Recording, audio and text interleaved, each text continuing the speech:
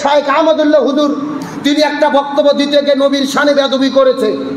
এই বেয়াদবির জন্য যদি ভুলের ক্ষমা না চায়, 48 ঘন্টার আলটিমেটাম দিয়েছে তাহিরি, যে 48 ঘন্টার মধ্যে যদি ভুলের ক্ষমা না চায় তার বিরুদ্ধে মামলা করা হবে। যেরকম নাউজুবিল্লাহ।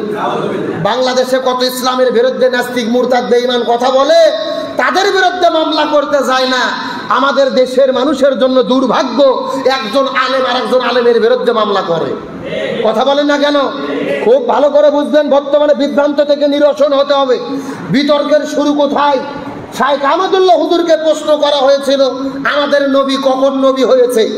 এক প্রশ্নের উত্তর দিতে গিয়ে শাইখ আহমদুল্লাহ হাফিজাহুল্লাহ হুজুর বলেছেন যে আমাদের নবী 40 বছর বয়সে নবুয়ত প্রাপ্ত হয়েছে। 40 বছর বয়সের আগে তিনি নবী ছিল না, 40 বছরের নবুয়ত পাওয়ার মাধ্যমে তিনি নবী হয়েছে।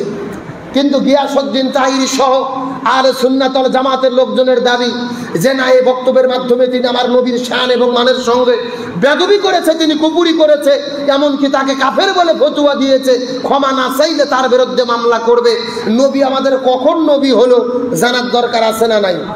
গভীর মনোযোগ, ভালো করে বুঝলেন। আমরা শাইখ আহমদুল্লাহ হুজুরের পক্ষে দালালি করতেও বসি নাই, গিয়াসউদ্দিন তাহিরির বিরোধিতা করতেও বসি নাই। আমরা মুসলমান হিসেবে নবী কখন নবী হলো আর নবুয়ত কখন প্রকাশ পেল আমাদের জানার দরকার আছে না নাই? গভীর মনোযোগ, ভালো করে বোঝার চেষ্টা করবেন। তিরমিজি শরীফের 3609 নম্বর হাদিস, রাসূল করিম সাল্লাল্লাহু আলাইহি ওয়াসাল্লামকে জিজ্ঞেস করা হলেন, ইয়া রাসূলুল্লাহ সাল্লাল্লাহু আলাইহি ওয়াসাল্লাম, আপনি কখন নবী হয়েছেন? আপনি কখন নবী ছিলেন? রাসূল করিম সাল্লাল্লাহু আলাইহি ওয়াসাল্লাম তখন বলেন, হযরত আদম আলাইহিস সালামের দেহ ছিল এক জায়গায়, রূহ ছিল আরেক জায়গায়। আদম যখন গঠিত হয়নি তখন থেকেই আমি নবী ছিলাম। সুবহানাল্লাহ বলবেন না? আর একটু জোরে বলেন। অন্য হাদিসের বর্ণনায় এসেছে, আর এক সাহাবী জিজ্ঞেস করলেন, ইয়া রাসূলুল্লাহ, আপনি কখন থেকে নবী, কখন থেকে নবী সাব্যস্ত হয়েছেন? আপনি কখন থেকে নবী হয়েছেন, কখন থেকে নবী ছিলেন? রাসূল করিম সাল্লাল্লাহু আলাইহি ওয়াসাল্লাম বলেন, যেই সময় হযরত আদম আলাইহিস সালামের মাটির দেহ মাটির মধ্যে ঘষাঘষি খাচ্ছিল, মাটির মধ্যে পড়েছিল, ঠিক তখন থেকেই আমি নবী ছিলাম। আর একটু জোরে বলেন। একাধিক সহিহ হাদিস বুখারী শরীফের মধ্যে এসেছে। তাহলে এই সমস্ত হাদিসের দ্বারা বোঝা গেল আমাদের নবী 40 বছর বয়সে নবুয়ত প্রাপ্ত হয়েছে, কথা সত্য। কিন্তু আমার নবী তখনও নবী ছিল যখন হযরত আদম আলাইহিস সালামকে সৃষ্টি করা হয় নাই। এখন বিতর্কিত তো কোন জায়গায়? হযরত আমার রাসূল করিম সাল্লাল্লাহু আলাইহি ওয়াসাল্লাম আদম আলাইহিস সালামের সৃষ্টির আগে নবী সাব্যস্ত হয়েছে। একটা কথা ভালো করে বুঝবেন, নবী সাব্যস্ত হওয়া আর নবী প্রকাশ পাওয়া, নবুয়তের ঘোষণা হওয়া এক জিনিস। একটা হলো সাব্যস্ত হওয়া, আর একটা হলো ঘোষণা হওয়া বা প্রকাশিত হওয়া। বিভ্রান্ত হবেন না, একটা উদাহরণ বুঝবেন।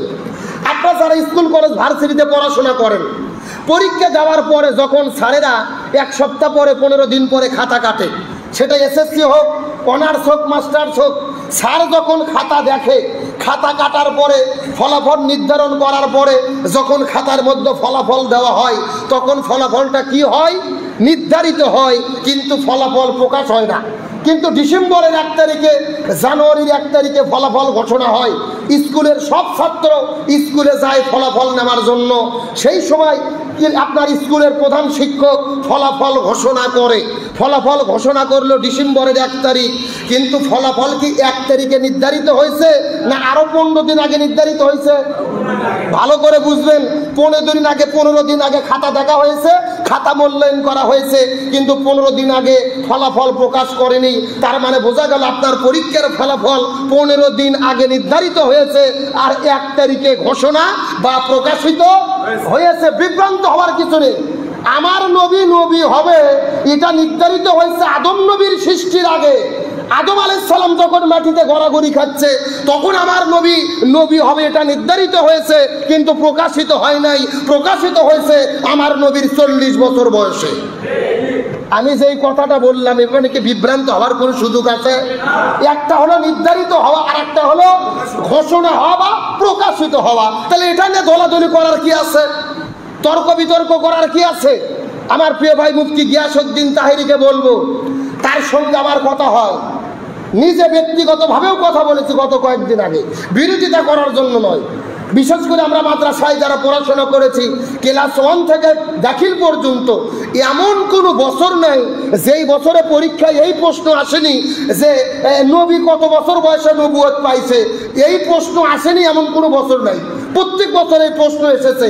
এই প্রশ্নের উত্তর না লেখে আমিও পাস করিনি, গিয়াসউদ্দিন তাইরি ভাই সেও পাস করেনি। যে পরীক্ষায় পাস করলেন যেই প্রশ্ন দিয়ে, সেই প্রশ্ন নিয়ে আপনি বিতর্ক করতেছেন কেন? আমার তো মনে হয় এখানে বিতর্কিত করার কিছু নাই। কথা কন না কেন? নবী 40 বছর বয়সে নবুয়তের ঘোষণা পাইছে, প্রকাশ পাইছে, নির্ধারিত হয়েছে আগে। তবে একটা কথা আমি পরিষ্কার বলতে চাই, শাইখ আহমদুল্লাহ হুজুর উত্তর দিতে গিয়ে তিনি বক্তৃতার এক পর্যায়ে বলেছেন 40 বছর আগে তো তিনি নবী ছিল না। এখন এই কথার অর্থ তিনি কি বুঝাইছে, এর ব্যাখ্যা কি আমি ভালো দিতে পারবো, তাহিরি ভালো দিতে পারবে, না শাইখ আহমদুল্লাহ হুজুর নিজেই ভালো দিতে পারবে? শাইখ আহমদুল্লাহ হুজুর যদি বলে 40 বছর আগে আমাদের নবী ছিল না, এর দ্বারা আমি বুঝাইছি নবীর নবুয়ত প্রকাশ পায়নি, তাহলে তার বক্তব্যতে বিন্দু মাত্র কোনো ভুল নাই।